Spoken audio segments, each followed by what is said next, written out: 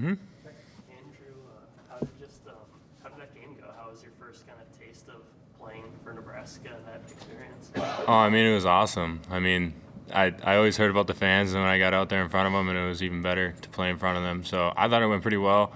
Definitely some things we can clean up, but that just comes with it, the first game of the year. So I thought it went pretty well. Obviously, some things we can work on, but nothing we can't fix.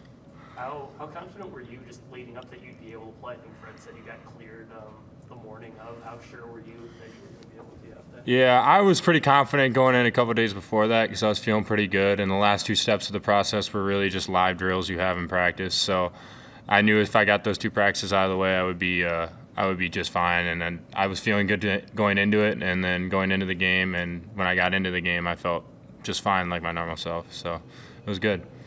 Connor posted the video of how you got your concussion. Yeah. How bad were you? I mean, were you in pretty rough shape there for a while? Yeah. So it happened, and then I got double whiplashed into the back of underneath the hoop, and that didn't feel good at all. And then I remember it hit, and then I couldn't open my eyes for like I don't know. It felt like forever because I was trying to fight to get them open, but I couldn't get my eyes open there for a little bit. And then me being me, I insisted that I was fine. And then our trainer must have known right away that I wasn't that good. Apparently I was weaving back and forth when we were walking back to the training room. So I was pretty shook up there for a little bit, but we came back from it.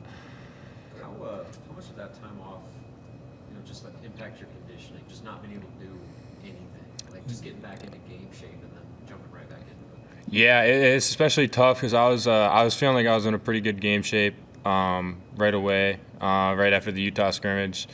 I felt like I was sitting in a pretty good place, and then taking those weeks off. I mean, we do as many conditioning drills as we can while I'm off, but nothing can really translate to game contact, speed, and that conditioning of it. So, I mean, definitely the game on Monday was a wake-up call for me. So, it wasn't terrible, but I definitely got a feeling that I was out for a little bit when I was in the game for a while. So I think we've been working on that a lot this week and just getting back into game shape and doing a lot of more up and down drills. So it's helped a lot. What were you able to do in practice as you kind of ramped things back up? From the concussion? Yeah. Mostly we did a lot of. So it started out we only went to a certain amount of workload I could do. I mostly did a lot of post drills and a lot of running up and down. Nothing really too crazy right away, and then we did a lot of full court, just one-on-zero stuff, and that worked a lot for me. And then trying to keep my conditioning up a little bit, and then towards the end we did 5-on-0 a lot, so I had other people out there, and then we went 5-on-5 to just get me back into it a little bit. So yeah. How's that dynamic of the front court, especially at the 5 spot, gone so far when you have 3 players that do such different things? I guess how have you maybe helped each other grow, and then I guess how's that the approach to rotation when it can be a different guy in the game depending on the matchup? I mean, it's really nice because we all get along with each other. We all like to see each other succeed. So, like when we have BK in there and BK's out there doing his thing, BK's more of a passer. He's a pass first type of guy, and he's one of those guys that you like to play around, but he's a different player than like playing with Braxton, a different player than like playing with me too. So I feel like it also helps our guards out a little bit. They can, like when we have BK in there, he's more of a stretcher, like he can stretch the floor. So that helps our team a lot. And I think just having a guy like Braxton in there too, he's just a force on defense. He can guard the rim. You can't get around him. So having him in there as a defensive presence as well, makes everybody kind of just feel better when they're on the defensive end as well, because they know you have that big anchor back there behind you. So, I feel like we just got a very well rounded out group of guys that like can do a lot of different things. Do you think going against Braxton in practice is going to prepare you for what you're going to see in the Big Ten? Yeah, definitely. Braxton is one of the biggest players I've ever played against, and I've played college for 3 years. So, yeah, I think he's doing it. It helps so much seeing him in practice and going against how physical he is and how like big he is and how much he alters shots. So that's something that's really helped me a lot too.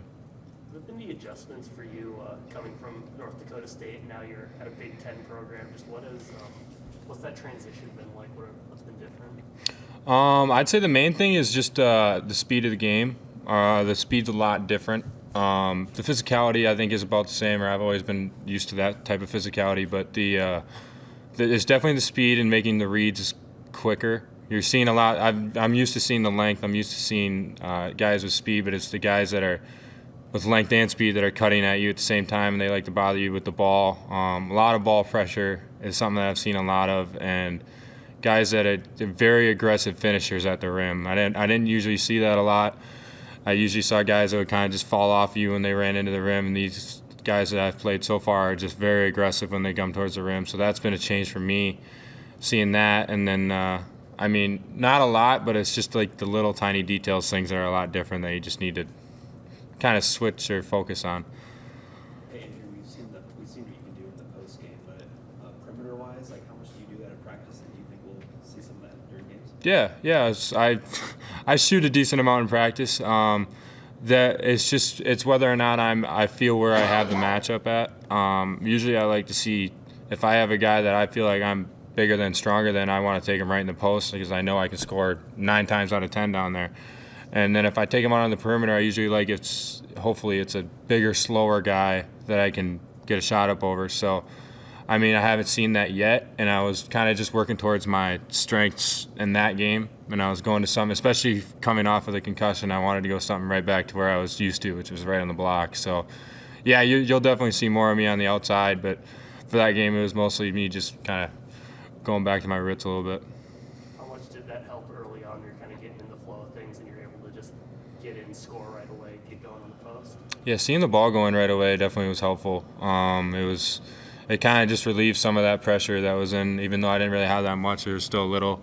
It relieved it a little bit, and then just kind of let me settle in right away that, like, all right, I'm playing basketball again. This is what I've done for the past 3 years. So it really helped me refocus again. It really helped. How much is the variety of opponents you guys have faced through the preseason and then into the opener, just the different contrasting styles that you've had to especially guard? How much has that just kind of benefited you guys in just adjusting to pretty much everything? I think it's helped a lot. We've had Utah. We played. They were a big team. They were a very big team, and they were physical.